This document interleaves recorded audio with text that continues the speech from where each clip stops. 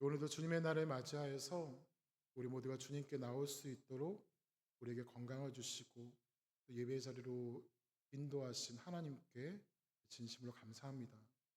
예배 가운데 특별한 은혜와 안식의 축복이 있기를 소망하고요. 특별히 얼마 전에 우리가 송구연식 예배를 드린 지 얼마 되지 않은 것 같은데 벌써 2월의 첫날이 되었습니다. 하나님께서 우리에게 주신 시간과 기회를 잘 선용하여서 더욱더 향기로운 믿음의 삶을 잘 살아갈 수 있는 우리 모두가 될 수 있기를 주님의 이름으로 축원합니다. 저는 요즘에 50견으로 추정되는 통증으로 인해서 오른쪽 팔이 좀 많이 불편합니다. 그래서 이렇게 드는 것도 조금 힘들고요. 이렇게 팔을 뒤로 해서 무엇인가를 집으려고 할 때마다 통증이 좀 많이 찾아오고 있습니다. 저는 50견이라는 것이 저에게 오지 않을 줄 알았는데 딱 50이 되니까 이렇게 생기는 것이 좀 신기했습니다. 그런데 여러분, 사람의 몸은 좀 신기한 부분들이 좀 많이 있습니다. 거의 대부분의 사람들에게 평균적으로 그때 나타나는 통증과 불편함이 있어요. 어렸을 때는 성장통이라고 자라나는 아이들이 많이 경험하는 원인을 알 수 없는 통증과 불편함이 있습니다. 또한 노안이라고 40세 전후가 되면 가까운 글씨가 보이지 않아서 이렇게 멀리 대고 보든지 아니면 이렇게 안경을 벗고 이렇게 봐야 합니다. 너무 불편해요. 그래서 안경을 쓰시는 분들은 다초점 안경이라고 해서 일반 안경보다 비싼 안경으로 바꿔야 하기도 하고 또 돋보기를 써야 하는 경우도 있습니다. 그리고 50 전후가 되면 지금 저처럼 이렇게 50견 때문에 힘들기도 하고요. 하지만 이러한 것들은 심각한 질병이 아니기 때문에 그렇게 걱정할 필요는 없습니다. 모두가 다 지나가고 극복되는 것입니다. 그것이 잠시 우리를 힘들게 할 수는 있지만, 그리고 불편하게 할 수는 있지만 우리는 그것 때문에 좌절하거나 절망하지 않아도 됩니다. 가끔은 후유증이 남는 사람들도 분명히 있지만 대부분 이러한 것들은 다 지나가고 사라지기 때문입니다. 그런데 저는 때에 따라서 나타나는 이러한 육체의 변화가 또 정기적으로 하는 건강검진이 우리에게 일종의 경각심을 주는 것 같습니다. 너는 예전에 그 나르는 돈가스가 아니야. 이제는 좀 관리하고 주의하고 살아야 돼. 예전과 같이 살면 몸이 망가진다. 건강에 주의하고 좋은 습관을 가지고 살아야 한다는 것을 알려준다고 생각합니다. 그래서 쉽지 않지만 예전과는 조금 다른 모습으로 살아야 됩니다. 그래야 건강하게 지낼 수가 있죠. 하지만 우리는 그렇게 살아야 한다는 것을 분명히 알고 있지만 동시에 우리에게는 그렇게 살지 못하도록 만드는 유혹이 얼마나 많은지 모릅니다. 운동해야 된다는 것 알고 있지만 생각만큼 잘 되지 않습니다. 정말 큰 의지가 필요합니다. 건강하게 먹어야 한다는 것 잘 알고 있지만 그렇게 되나요? 맛있는 것은 다 몸에 좋지 않은 것입니다. 매번 달콤한 유혹을 당한 후에 후회를 하죠. 현대인의 미디어 습관도 사실 우리의 건강에 도움이 되지 않습니다. 수면도 방해하고 기억력도 감퇴하게 합니다. 그런데 우리는 밤에 누우면 꼭 핸드폰을 보다가 잠을 잡니다. 일상생활 가운데 좋은 습관이 필요하고 규칙적이고 절제된 삶을 살아야 하고 그래야 평안하고 건강하게 살 수 있다는 것을 우리는 잘 알고 있지만 너무나도 잘 알고 있지만 아는 것과 같이 그렇게 살아내는 것은 정말 쉽지가 않습니다. 그런데 이러한 모습은 우리의 신앙생활에서도 동일하게 나타나죠. 우리는 하나님을 믿고 성경을 알고 있지만 믿는 것과 아는 것 같이 살아가지 못할 때가 정말 많습니다. 우리는 구원받은 하나님의 자녀입니다. 우리는 예수님의 십자가로 인해서 구원받은 주님의 백성입니다. 이것을 믿지 않는 분들은 이 자리에 없습니다. 그렇지 않습니까? 또한 우리는 하나님의 말씀을 통해서 구원받은 우리가 어떠한 삶을 살아가야 되는지도 잘 알고 있습니다. 적어도 하나님께서 원하시는 대로 살아가야 한다는 것을 알고 있습니다. 또한 우리는 나의 영광을 위한 삶을 살아가는 존재가 아니라 하나님의 영광을 위해서 살아가야 하는 존재라는 것도 너무나도 잘 알고 있습니다. 그러나 그렇게 살아가는 것이, 온전히 믿음과 순종의 삶을 살아가는 것이 쉽나요? 그렇지 않습니다. 몇십 년 동안의 신앙생활을 하여도 순간순간 우리 안에는 전혀 믿지 않는 사람과 같은 모습이 나타날 때가 얼마나 많은지 모릅니다. 수없이 말씀을 읽고 외우고 묵상하고 해도 누군가가 내 감정을 한 번 건드리면 마음속에 분노가 일게 되고 그 말씀은 어디론가 사라집니다. 여전히 누군가를 미워하고 시기하며 여전히 불평하고 원망하고 여전히 세상의 즐거움을 추구하고 있는 나를 발견하게 되면 내가 정말 그리스도인이 맞나? 내가 진짜 그리스도인이 맞나 하는 생각이 들기도 하고 요즘 말로 현타가 오기도 합니다. 오늘 말씀에도 정말 변하지 않고 믿는 것과 아는 것 같이 살지 않는 사람들이 나옵니다. 바로 이스라엘 백성들이죠. 이 사람들의 주특기는 원망과 불평입니다. 원망과 불평을 아예 입에 달고 살았던 사람입니다. 하지만 사실 그들은 그렇게 하지 말아야 합니다. 왜냐하면 그들의 일상에는 언제나 하나님의 인도하심이 있었기 때문입니다. 또한 그들은 특별한 구원의 현장을 직접 그리고 제대로 목격하였기 때문입니다. 출애굽 당시에도 보았고 지금도 보았습니다. 특별히 오늘 말씀 앞장인 출애굽기 14장을 보면 그들은 이 세상 그 누구도 절대 경험하지 못한 특별하고 놀라운 기적을 경험하였는데요. 바로 홍해를 건넌 것이죠.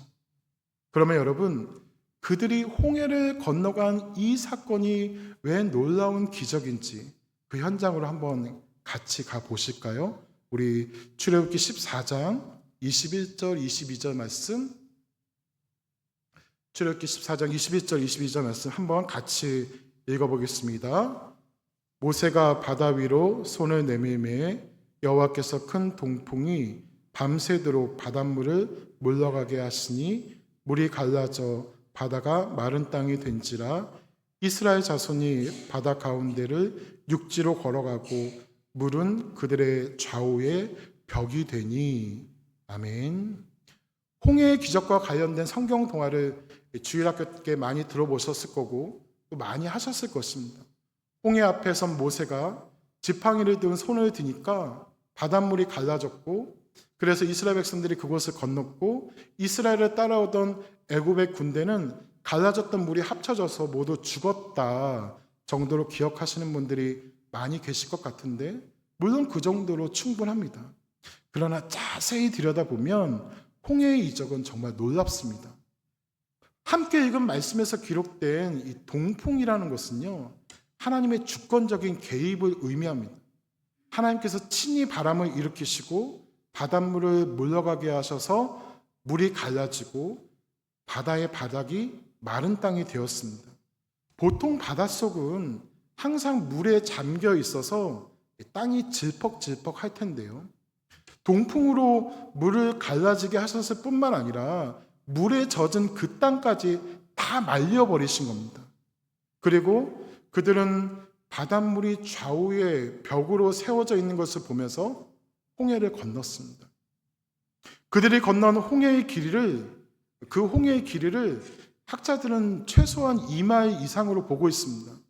바다의 마른 땅, 바다의 바닷물의 벽을 보면서 그렇게 홍해를 건너가는 그 사건은 역사상 단 한 번밖에 없었던 정말 놀라운 사건이었습니다.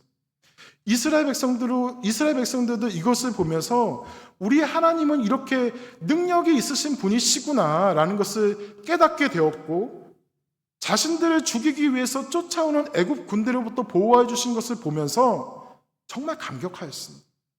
만약에 우리도 그 자리에 있었다면 절대 그 광경을 잊지 못하였을 것 같습니다. 이스라엘 백성들은 너무나도 감사하고 감격해서 하나님 앞에서 춤을 추고 노래하며 여호와 하나님을 찬송하였습니다. 모두가 모여서 전능하신 하나님께 영광을 돌렸습니다.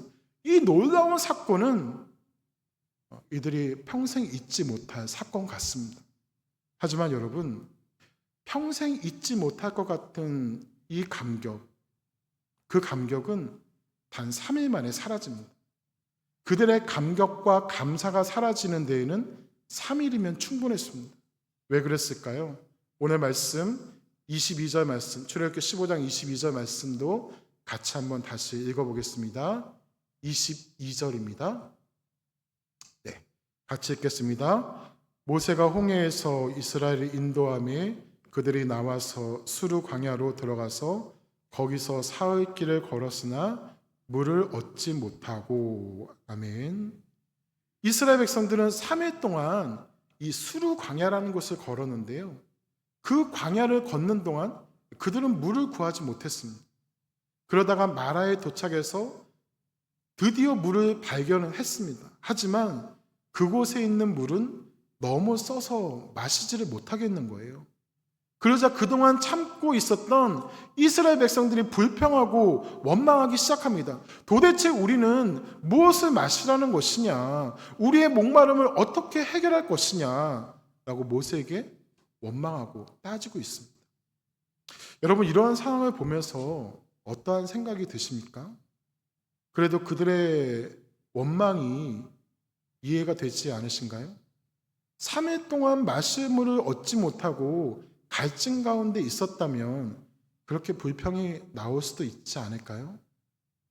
하지만 문제는 그러한 어려움 가운데서 불평과 원망이 나오기 전에 그들에게 다른 행동이 있어야 했다는 것입니다. 하나님께 먼저 간청했다면 어땠을까요? 그런데 저는 이 상황을 보면서 좀 다르게 생각했습니다.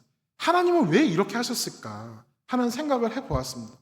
홍해를 건넌 이스라엘 백성들이 기뻐하고 즐거워하며 하나님을 열심히 찬양하고 하나님의 권능과 인도하심을 보면서 드디어 하나님을 제대로 믿고 경외하기 시작했는데, 그러면 그 열기와 믿음이 더 식지 않도록 계속해서 좋은 일을 만들어주시고 더 좋은 것을 주시고 그들 안에 더 신나는 일들이 계속해서 나타나게 하셔서 그 믿음의 분위기를 이어가게 하고 더 하나님을 찬양하게 하면, 그러면 더 좋을 것 같은데 하나님은 그렇게 하지 않으십니다. 오히려 찬물을 끼얹으시죠. 물이 3일 동안 없었는데 그동안에 샘물을 만나게 하시거나 비를 내려서 물을 공급해 주시지 않으시고 그냥 보고만 계셨습니다. 그리고 사흘 길을 걸어서 마라에 도착했을 때, 마라에 도착해서 물을 발견했을 때, 그래 너희들 그동안 잘 참아왔구나 칭찬하시면서 물을 주시지 않으시고 오히려 마시지 못할 쓴물을 주셔서 이스라엘 백성들이 원망하게 하십니다.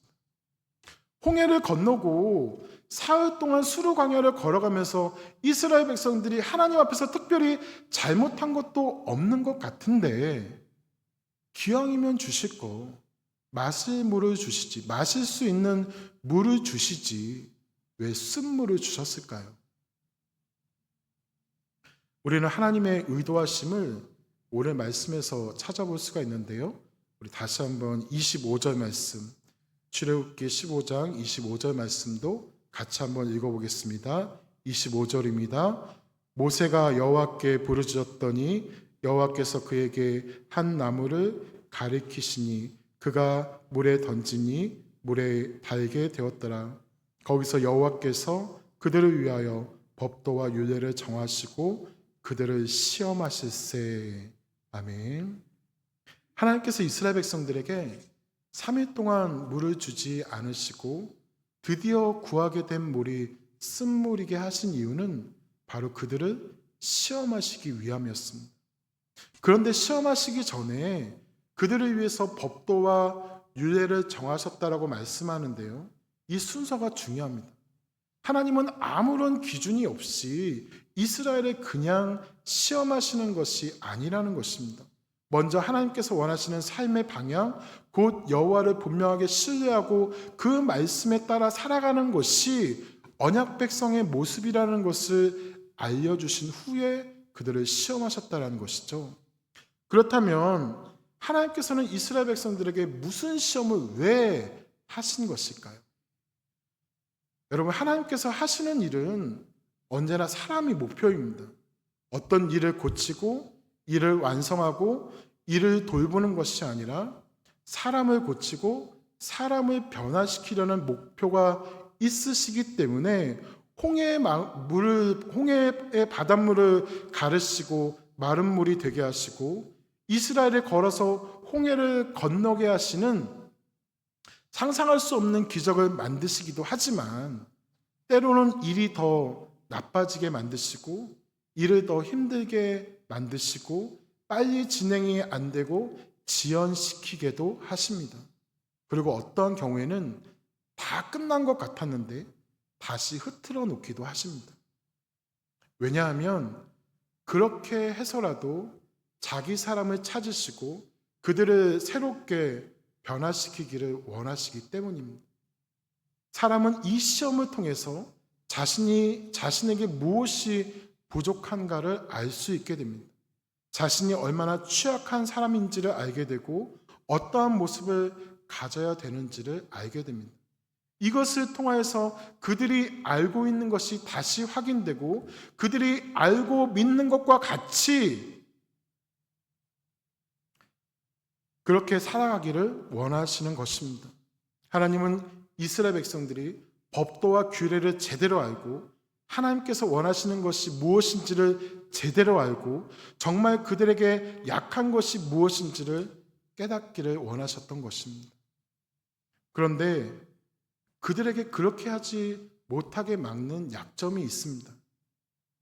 이스라엘 백성들이 가지고 있었던 가장 큰 약점이 과연 무엇이었을까요?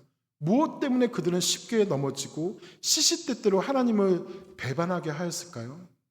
그것이 바로 우리가 이미 살펴보았던 그들의 고집병이 원망과 불평입니다. 그들은 오늘도 원망하고 내일도 불평합니다. 이스라엘 백성들의 삶의 모든 부분에는 틈만 나면 원망과 불평이 있습니다. 여러분, 모든 잘못의 원인이 다른 사람에게 있다고 책임을 전가하는 것이 바로 원망입니다. 자기 관점에서 보고 말하고 판단하며 부정적으로 말하는 것이 원망입니다. 그래서 감사하던 입에서 찬송하던 입에서 환경이 어려워지고 상황이 달라지니까 곧바로 원망이 나오게 되는 것입니다. 그런데 이 원망은 반드시 불평을 동반합니다. 마음에 들지 않는 상황을 자꾸 언급하면서 기분 나쁨을 표시합니다. 자기 마음에 들지 않으니까 자꾸 불평도 나오는 것입니다. 사람이 믿을 만한 존재가 되지 못하는 것이 바로 이것 때문입니다. 사람은 너무 쉽게 변하고 달라지는 존재입니다. 하나님의 말씀과 인도하심으로 변하고 달라져야 되는데 언제나 자신의 생각과 판단으로 달라지려고 합니다. 하나님의 원하심이 내 안에서 나타나려고 하지는 않습니다. 그래서 내가 알고 있었던 모습이 사실은 거짓이었다는 것을 스스로 폭로합니다. 이 원망과 불평으로 말이죠. 흔히들 사람의 마음을 조석변이라고 합니다. 아침과 저녁의 모습이 달라지고 쉽게 그 모습이 바뀌기 때문입니다.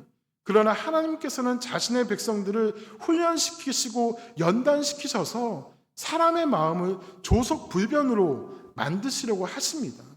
우리의 마음이 흔들리고 변하는 것이 아니라 어제나 오늘이나 내일이나 항상 동일하신 예수 그리스도를 따라서 그 말씀에 기초하여서 흔들림 없는 믿음의 삶을 잘 살아가도록 계속해서 우리를 테스트하시면서 우리를 인도하시는 것입니다. 그렇게 원망하고 불평하는 이스라엘 백성들을 보시면서 하나님께서 이렇게 말씀하십니다. 나는 너희를 치료하는 여호와니라. 그리고 쓰디 쓴 마라의 물을 단물로 바꿔주셨습니다. 다 써서 먹을 수 없었던 물을 그냥 물이 아닌 달디 단 물로 바꾸어 주셨습니다.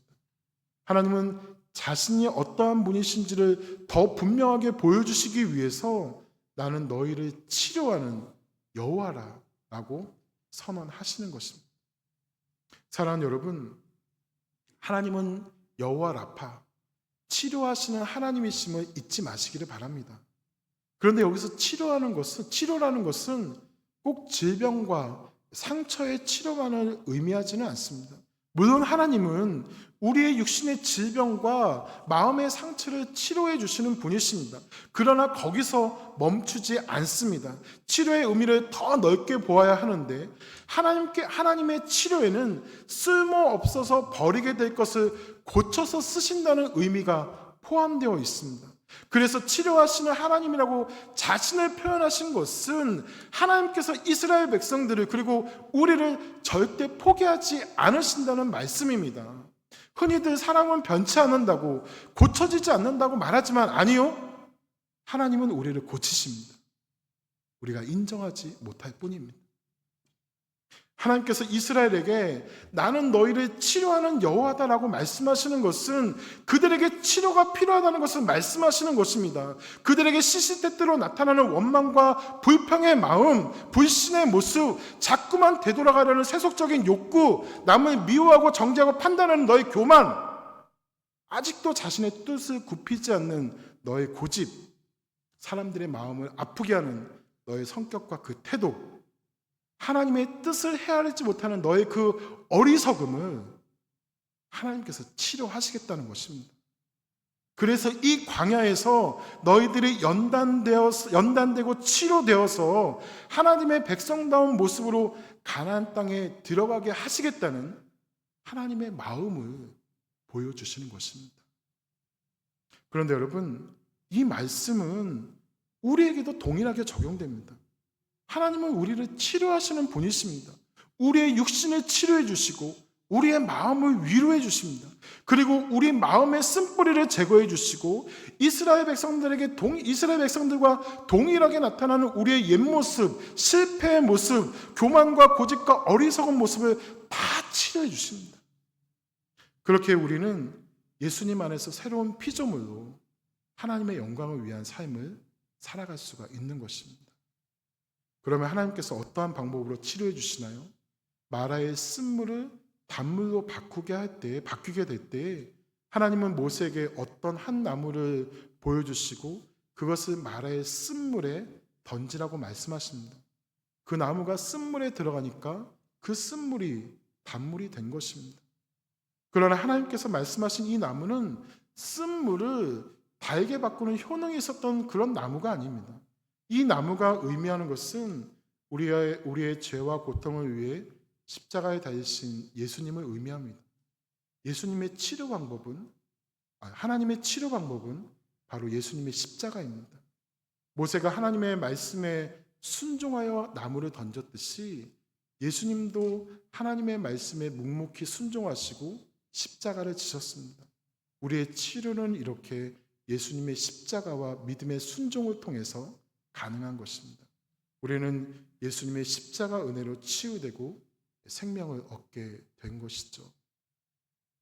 하나님은 지금 마라라는 곳에서 이스라엘의 현실을 보여주시면서 그들이 하나님의 치료를 받아야 하는 백성임을 말씀하십니다. 그리고 우리도 하나님의 치료를 받아서 더욱더 멋지게 하나님의 백성으로 살아갈 것을 말씀하십니다. 치료하시는 하나님으로 인해서 우리의 영육이 더욱더 강건하게 되고 하나님의 나라에 합당한 주님의 백성들로 세워지기를, 그래야 해서 우리 안에 원망과 불평은 사라지고 감사와 찬양이 더욱더 크게 넘쳐나기를 주님의 이름으로 축원합니다. 마지막으로 마라에서의 이 시험이 끝난 후에 하나님은 엘림이라는 곳으로 인도하시는데요. 27절을 보니까 거기 엘림에는 물샘이 12개 그리고 종려나무가 70그루가 있다고 말씀하십니다. 사막에 물샘이 12개가 있고 종려나무가 70그루가 있다는 것은 정말 놀라운 일입니다. 환상의 오아시스보다 더 멋진 장소입니다.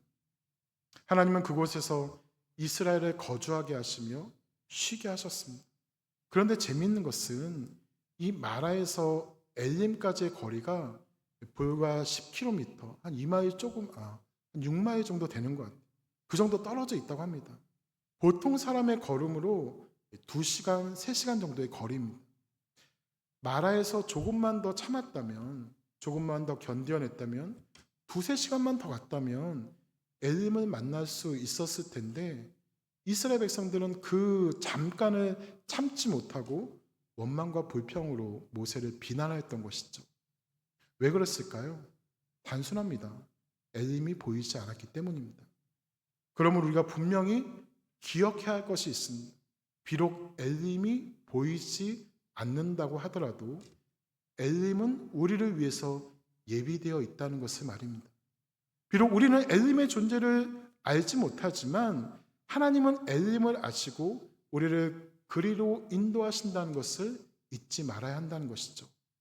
그리고 또 한 가지 우리가 기억해야 될 것이 있습니다. 그것은 엘림은 마라를 통해서 비로소 도달할 수 있다는 사실입니다. 쓴물이 있는 마라는 우리에게 분명히 힘든 곳입니다. 마라는 우리를 힘들게 하고 어려운 일들이 너무나도 많이 있습니다. 우리가 구원받은 하나님의 백성으로 살아갔지만 그러나 우리에게는 항상 꽃길만 있지 않고 마라도 있습니다. 그런데 그렇게 힘들고 어려워 보이는 그 마라였지만 어쩌면 그것이 우리에게 꽃길일 수 있습니다. 왜냐하면 하나님께서 마라를 통해서 우리를 시험하시고 연단하시고 더 강하고 굳건한 믿음을 가지고 살아가도록 만들어 주시기 때문입니다. 사랑하는 여러분, 그러니 조금만 더 참으십시오. 그리고 조금만 더 기다리십시오. 하나님 나라의 모형을 보여주는 엘림은 우리 앞에 곧 나타나게 될 것입니다. 우리는 엘림에서 영원한 행복과 만족을 누리게 될 것입니다. 엘림의 풍성함과 풍부함이 우리에게 주어지게 될 것입니다. 우리의 모든 문제는 분명하게 치료될 것입니다. 영국의 시인 중에 로버트 브라우닝이라는 사람이 있습니다. 이 사람이 쓴 시 중에 랍비 벤 에즈라라는 시가 있는데요. 벤 에즈라 랍비라는 시의 제목의 시입니다. 노년의 랍비가 젊은이들에게 인생의 의미를 가르쳐주는 시인데요. 그 내용 중에 이러한 표현이 있습니다. 가장 좋은 것은 아직 오지 않았다. 우리의 때는 그분의 손길에 달려있다. 우리에게 아직 좋은 것은 아직 가장 좋은 것은 오지 않았다.